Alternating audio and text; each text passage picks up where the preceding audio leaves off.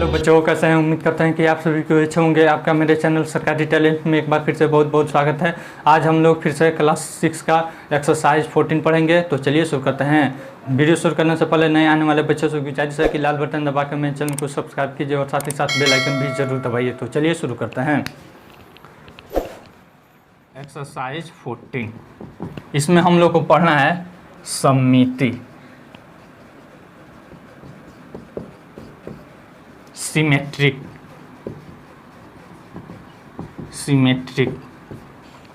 सममिति क्या है इसके बारे में पहले हम समझ लेते हैं। वो ऐसा चीज़ जिसको दो बराबर भागों में काटने पर एक दूसरे को पूर्णतः क्या कर ले, ढक ले, उसे क्या कहते हैं? सममिति कहते हैं। जिस रेखा पर यह काटता है या जिस रेखा के अनुदिश वह एक दूसरे को ढकता है उसे हम सममिति अक्ष या सममित रेखा कहते हैं। ठीक है, जैसे में यहाँ पे देखिए कौन सा अक्षर है यह? ई। यह इस रेखा के अगर यहाँ से इसको काट दें तो एक दूसरे को क्या कर देगी? ढक लेगी। या फिर यहाँ पे अगर हम मोड़े तो यह एक दूसरे को ढक लेगी कि नहीं? और तो यह कौन सा रेखा है? सममित रेखा है। यह कौन सा रेखा है? सममित रेखा। यह रेखा क्या हो जाएगी? सममित रेखा। और यह आकृति क्या हो जाएगी? सममित आकृति हो जाएगी। क्या हो जाएगी? सममित आकृति। कोई दिक्कत? सममित रेखा या अक्ष भी कह सकते हैं, या अक्ष। आसान है कि नहीं?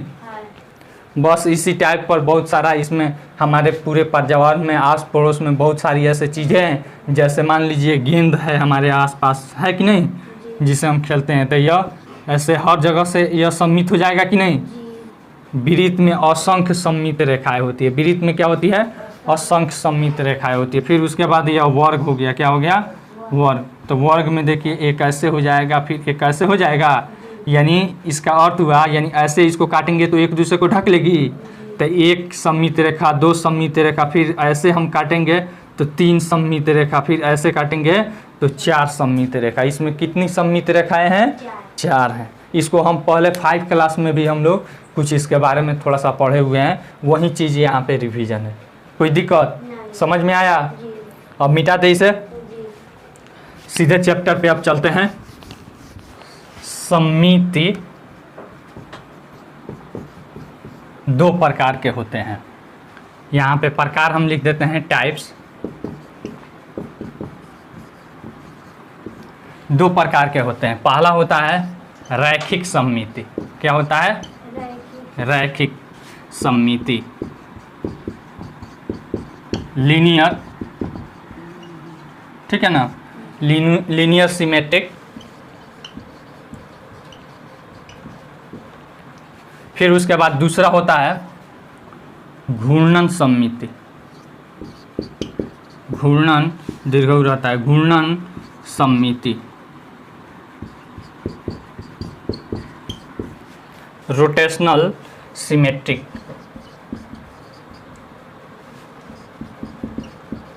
Rotational symmetric. ठीक है, इसमें हम लोग को 6 क्लास में केवल रैखिक सममिति के बारे में पढ़ना है। घूर्णन सममिति 7th क्लास में पढ़ना है। लेकिन थोड़ा सा जान जाइए, रैखिक सममिति जो रेखा द्वारा सममित होता है, यानी कि एक दूसरे को काटने पर एक दूसरे को ढक लेता है, उसे क्या कहते हैं? रैखिक सममिति कहते हैं। और घूर्णन सममिति होता है जो घुमाकर, यानी कि इसका नाम जैसे है उसी तरह से इसका सिमेट्रिक होता है, यानी कि घुमाने पर जो एक दूसरे के सममित होता है उसे क्या कहते हैं? घूर्णन सममिति कहते हैं। जैसे मान लीजिए यहाँ है ई है, ठीक है ना, कितना डिग्री पर इसको घुमाएं कि फिर ऐसा ही दिखाई दे। ठीक है ना, तो मान लीजिए 90 डिग्री पर ऐसे घुमाते हैं तो ऐसे बनेगा ना। फिर उसके बाद फिर इधर घुमाते हैं 180 पर, तब बनेगा इसका पिक्चर ऐसा, कुछ इस तरह से बनेगा। तो अभी भी इस तरह से नहीं दिखाई दिया। फिर उसके बाद 270 पे घूमेगा तो फिर इस तरह से दिखाई देगा। फिर 360 पे घूमेगा तो इस तरह से दिखाई देगा।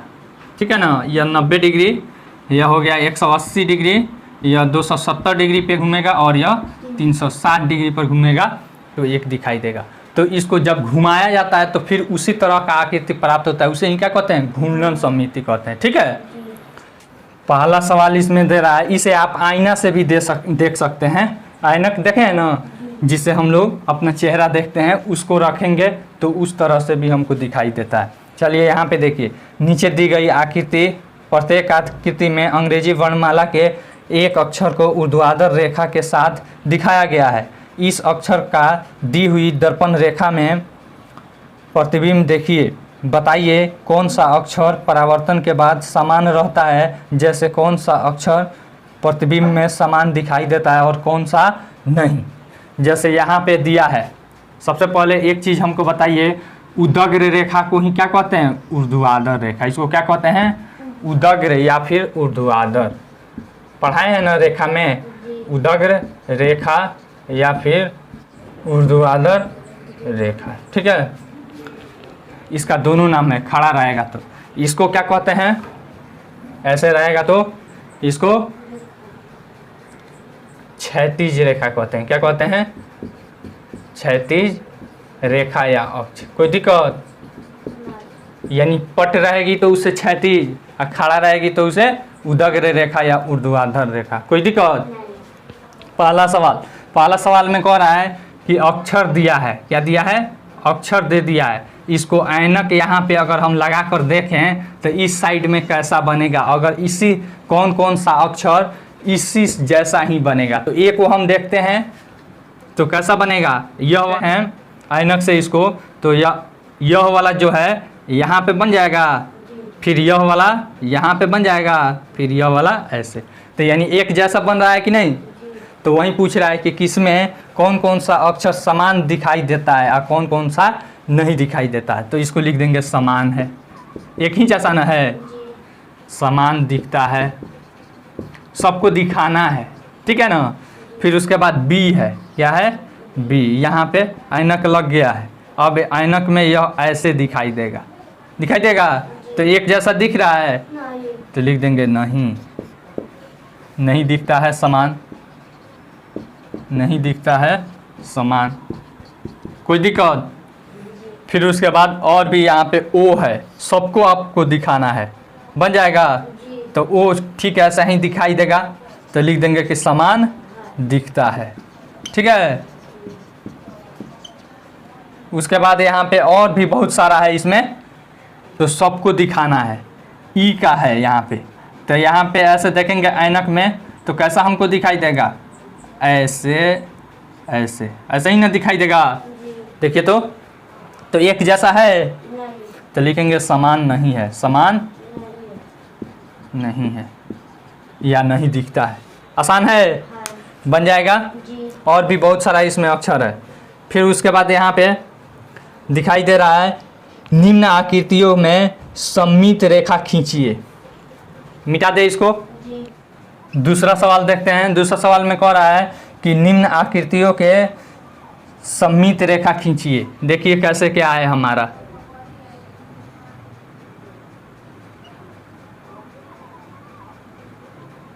फिर उसके बाद है यहाँ से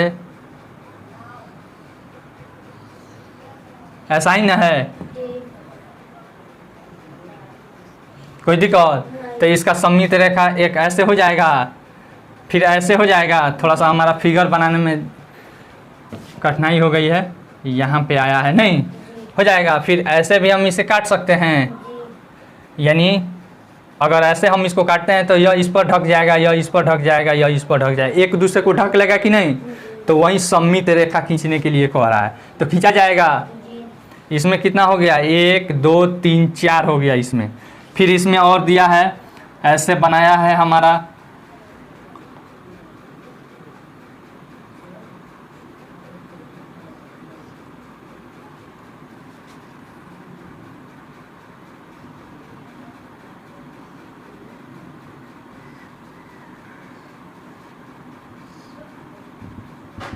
ऐसे बनाया है, ठीक है ना।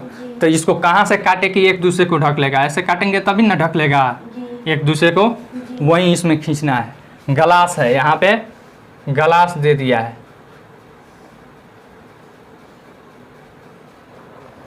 गलास हो गया। अब इसको ऐसे काटेंगे तब ना, मान लीजिए आप ऐसे काटिएगा तो एक दूसरे को ढकेगा, यानी ऐसे काटेंगे, वही सममित रेखा खींच देना है, खींचा जाएगा। आर में देखिए, आर में कहीं खींचने वाला है सममित रेखा? नहीं, तो इसका नहीं खींचाएगा। कोई दिक्कत? पेड़ दिया है हमको, क्या बनाया है? पेड़ बनाया है।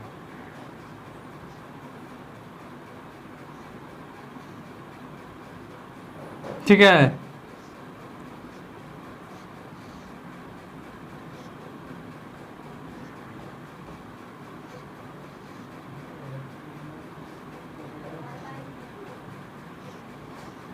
ऐसा ही बनाया है। ठीक है ना? तो इसका कैसे होगा? ठीक बीचों बीच हो जाएगा, हो जाएगा। ऐसे ही स्केल रख दीजिएगा और ऐसे खींच दीजिएगा।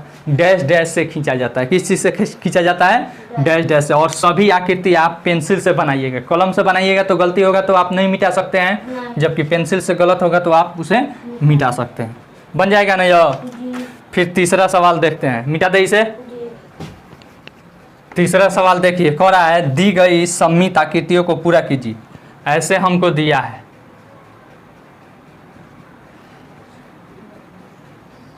ऐसे दिया है। ठीक है ना? अब ऐसा ही आकृति इधर इसको पूरा करना है कि सममित हो। ठीक है ना? तो यानी कि इसका इसी के जैसा इधर बनेगा, ऐसे पूरा हो गया कि नहीं? हो गया, सममित आकृति बन गया। फिर उसी तरह से यहाँ है एक,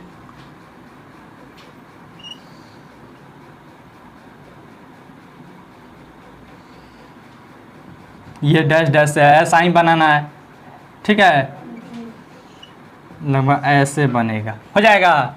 थोड़ा सा हमारा छोटा हो गया, फिर से बना देते हैं, हो जाएगा। बन गया ना? तो इसी तरह से आपको पेंसिल की सहायता से बनाना है, बन जाएगा ना? फिर यहाँ पे देखिए, एक ऐसे है, ऐसे है, फिर ऐसे है। यहाँ से हमको खींचना है, हो जाएगा। खींच दीजिएगा। फिर चौथा सवाल में देखिए क्या कह रहा है। इन सब को देखें, यहाँ पे इनमें से किनमें सममित रेखा खींची जा सकती है? देखिए इनमें से किस में सममित रेखा खींची जा सकती है? ए देखिए, तो ए में ऐसे खींचा जा सकता है, खींच कर दिखा दीजिएगा, बड़ा सा बनाइएगा इसको थोड़ा सा। फिर एम है, एम में भी खींचा जा सकता है। फिर यू है, यू में भी खींचा जा सकता है। फिर डब्लू है, डब्लू में भी खींचा जा सकता है। फिर ई बी सी, ई है तो ई में भी खींचा जा सकता है। फिर यहाँ बी है, बी में भी खींचा जा सकता है ना? फिर यहाँ पे सी है, सी में भी खींच सकते हैं। फिर डी है, तो डी में भी ऐसे खींच सकते हैं कि नहीं? तो पूछ रहा है कि इसमें सममित रेखा खींची जा सकती है, तो इसमें खींचा जा सकता है। फिर यहाँ पे क है, तो क में खींच सकते हैं? नहीं खींच सकते हैं। इसको इधर लेकर आएंगे तो यह देखिए, तो यह इसमें सटा है और यह तो सटा हुआ है, तो खींचा सकता है? ख में भी नहीं खींचा सकता है, ग में भी नहीं खींचा सकता है। उसके बाद र में भी नहीं खींच सकते हैं। उसके बाद है ह में भी नहीं खींच सकते हैं। उसके बाद ई है, इसमें भी नहीं खींच सकते हैं। उसके बाद हरस उ है, हरस उ ऐसे करके दिया है, तो इसमें खींच सकते हैं? नहीं खींच सकते हैं। अगर ऐसे सिंपल 3 की तरह रहता तो ऐसे खींच देते। हो गया? तो जिसमें जिसमें खिंचाएगा वह आप खींच कर दिखा दीजिएगा, जो नहीं खिंचाएगा उसको वैसे ही रहने दीजिएगा लिख कर। ठीक है, चलिए आपका यह चैप्टर ख़त्म हुआ। अगला चैप्टर है हम लोग का प्रायोगिक ज्यामिति यानी कि कंस्ट्रक्शन है। आई होप आपको यह वीडियो बहुत पसंद आई होगी। अगर वीडियो पसंद आई हो तो लाइक कीजिए, शेयर कीजिए और कमेंट करके अपना सुझाव जरूर दीजिए। अगर फिर भी अगर आपके मन में कोई प्रॉब्लम है या कोई डाउट है तो आप नीचे कमेंट सेक्शन में कमेंट करके पूछ सकते हैं। Thanks for watching.